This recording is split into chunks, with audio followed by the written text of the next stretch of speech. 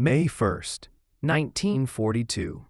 Aboard the battleship Yamato, anchored in the sheltered waters of Japan's inland sea, Admiral Isoroku Yamamoto sat in silence as officers moved miniature ships across a large-scale map of the Pacific Ocean.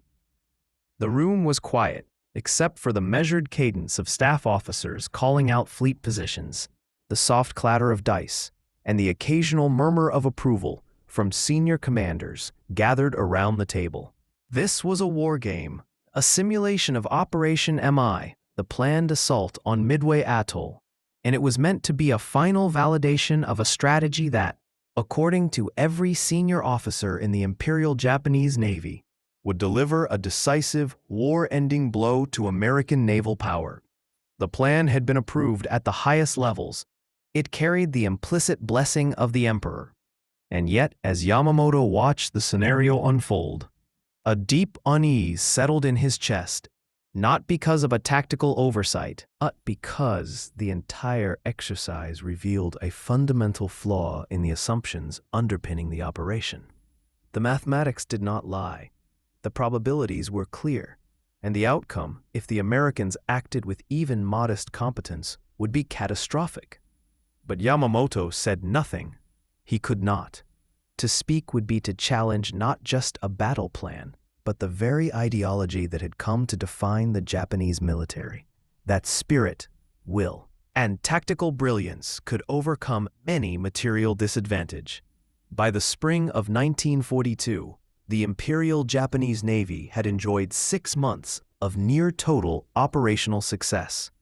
The attack on Pearl Harbor on December 7, 1941, had crippled the U.S. Pacific Fleet's battleship force, sinking or disabling 8 capital ships in a single morning. In the months that followed, Japanese forces had swept across Southeast Asia with astonishing speed. Hong Kong fell in 18 days, Manila in 26, Singapore in 70. The Dutch East Indies, with its vast oil reserves, was secured by March.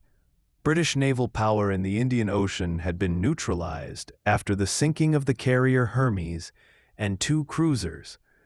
American forces in the Philippines, cut off and outgunned, were on the verge of surrender. To the officers of the combined fleet, it seemed as though the United States, soft, industrialized, and unprepared for total war, was already on the brink of collapse. The narrative was not just optimistic, it was dogmatic. American pilots were said to lack discipline. American sailors were deemed unmotivated. American industry, while large, was dismissed as incapable of translating civilian production into effective military power. This belief was not based on intelligence, but on ideology, a conviction that Japanese racial and spiritual superiority would inevitably triumph over Western decadence. But Yamamoto knew better. He had spent years in the United States. From 1919 to 1921, he studied economics at Harvard. Later, as a naval attaché in Washington, he traveled extensively, visiting Detroit's automobile plants, Pittsburgh's steel mills, and the shipyards of Norfolk and San Francisco. He had seen firsthand the scale of American industrial capacity. He understood that the U.S. economy was not merely large, but uniquely adaptable.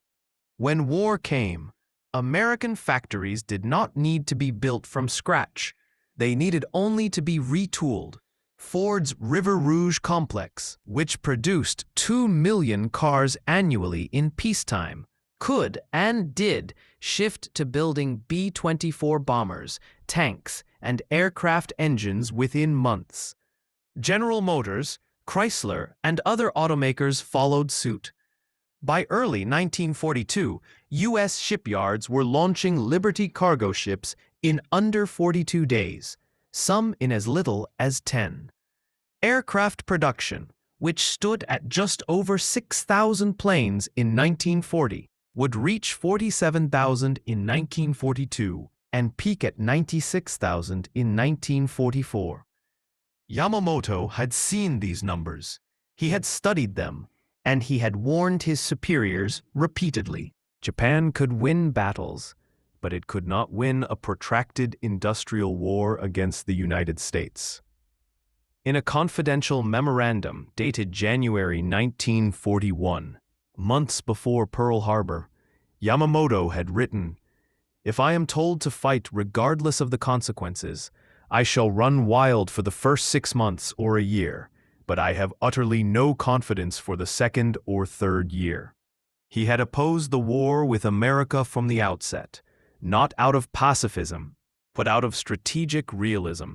He knew that Japan's total annual steel production was less than 7 million tons, while the US produced over 75 million. He knew Japan's oil reserves were negligible, dependent on imports from the Dutch East Indies, a supply line vulnerable to interdiction. He knew that Japan's pilot training pipeline, though producing elite aviators, could not replace losses at the rate the US could, and yet his warnings had been dismissed. After Pearl Harbor, his caution was recast as pessimism. His realism was labeled defeatism. Now, with victory seeming assured, his voice carried less weight than ever. The Midway Plan reflected this collective overconfidence, conceived by Admiral Yamamoto himself, but shaped and refined by staff officers who believed in Japan's invincibility. It was a complex, multi-pronged operation designed to lure the remnants of the U.S. Pacific Fleet into a decisive battle. A diversionary force would attack the Aleutian Islands to draw American attention north. Meanwhile, the main striking force, the Kido Butai, with its 4 fleet carriers, Akagi, Kaga, Soryu, and Hiryu, would seize Midway, whose airfield would extend Japanese reconnaissance and strike range toward Hawaii. Once American carriers fortied to defend Midway, they would be ambushed by a powerful surface fleet led by the Yamato and other battleships. On paper, the plan was elegant. In practice, it was riddled with vulnerabilities. It required perfect coordination across thousands of miles of ocean. It assumed American intelligence would remain blind to Japanese intentions. It presumed U.S. commanders would react predictably, and it depended entirely on the survival of the carrier force, the very heart of Japan's naval air power. The war games were supposed to test these assumptions. Conducted over 4 days in late April and early May 1942, they used standard naval gaming rules developed by the Naval War College in Tokyo. Dice determined hit probabilities. Umpires, experienced officers trained in impartial adjudication, ruled on outcomes based on range, aircraft performance, anti-aircraft effectiveness, and other quantifiable factors. The system was designed to eliminate bias, to let the mathematics speak for itself. For the first 2 days, the games proceeded as expected. Japanese forces executed their plan flawlessly. American resistance was feeble. Midway fell. The carriers remained intact. Senior officers nodded in satisfaction. The plan was sound. Then, on May 3rd, during a scenario simulating an early American counterattack, everything changed. The American player, acting as commander of land-based bombers on Midway, launched a strike against the Japanese carrier force. Following the rules, the umpire rolled for hits. The result: 9 direct hits, enough to sink 2 fleet carriers, Akagi and Kaga. The room fell silent. Akagi was not just any ship. It was Yamamoto's flagship, the pride of the Kido Butai, and a symbol of Japanese naval power. To lose it before the main engagement even began would cripple the entire operation. The tactical implications were immediate and devastating. Without air cover, the invasion force would be vulnerable. Without carriers, the ambush would fail. Without Akagi and Kaga, Japan's carrier strength would be halved in a single stroke. Admiral Matome Ugaki, Yamamoto's chief of staff, and a staunch believer in Japanese superiority, looked at the result and overruled the umpire. "This is unrealistic," He declared, "American bombers are not that accurate. Their pilots lack the training. Our Zero fighters would have intercepted them long before they reached the carriers." He reduced the number of hits from 9 to 3, enough to damage a Kagi, but not sink it. The game resumed as if the mathematics had never spoken. Yamamoto watched this happen without comment. He recognized the pattern. This was not the first time inconvenient truths had been edited out of planning. During the Pearl Harbor preparations, officers who raised concerns about fuel logistics, submarine threats, or the absence of U.S. carriers had been dismissed as overly cautious. Now, the same dynamic was playing out on a grander scale. The war game was no longer a tool for discovery. It had become a ritual of affirmation. Over the next day, similar scenarios were manipulated. When American carriers arrived earlier than expected, the umpires were accused of granting the enemy too much initiative. When U.S. tactics proved resilient, the results were labeled pessimistic. One umpire, Lieutenant Commander Shigeharu Nishi, was removed from his post for refusing to adjust outcomes to match the desired narrative. His replacement understood his role, not to enforce the rules, but to validate the plan. Yamamoto attended every session. He listened as junior officers, men who had studied U.S. naval doctrine, who understood the growing strength of American industry, tried to raise concerns about overextension, intelligence vulnerabilities, and the risks of dividing the fleet. Their questions were met with condescension. "You lack experience," senior officers said. "You don't understand the fighting spirit of the Japanese sailor." Yamamoto saw the truth being systematically erased, not through malice, but through a culture that equated loyalty with conformity and doubt with disloyalty. And still, he remained silent. This silence was not cowardice. It was the product of a lifetime of discipline. Yamamoto was born into a samurai family in 1884. He had internalized the values of Bushido: loyalty, honor, obedience to superiors. In the rigid hierarchy of the Imperial Japanese Navy, an admiral did not publicly question the consensus of his peers, especially when that consensus carried the weight of imperial approval. To do so would not only risk his career, it would undermine the very structure of command. Yamamoto had risen to lead the combined fleet, not by challenging authority, but by mastering it. He knew that speaking out would not stop the operation. It would only isolate him, discredit his judgment, and potentially lead to his removal. And without him at the helm, the disaster might be even worse. But the cost of silence weighed heavily. Yamamoto was not just a traditionalist. He was a realist. He understood war as a contest of logistics, production, and attrition, not just courage and tactics. He had calculated the numbers obsessively. In 1941, Japan produced 8,800 aircraft. The U.S. produced 19,400. By 1942, U.S. output would triple, Japan's would barely double. American shipyards launched 1,000 naval vessels in 1942 alone. Japan built 130. The U.S. trained 50,000 new pilots in 1943. Japan trained 5,000. Every ship Japan lost was a permanent reduction in combat power. Every American ship lost was replaced within weeks. Mathematics, not morale, would decide the war, and the Midway Plan ignored this reality entirely. It was built on the fantasy that one perfect blow could shatter American resolve and force a negotiated peace. Yamamoto knew this was impossible. The United States had not been defeated at Pearl Harbor. It had been awakened. Its industrial machine was now fully engaged. No single battle, no matter how brilliant, could change that. After the war games concluded on May 4th, the plan was finalized. Orders were issued. The fleet began to mobilize. Yamamoto had one last chance to stop it. He could have refused to sign the operational directive. He could have tendered his resignation.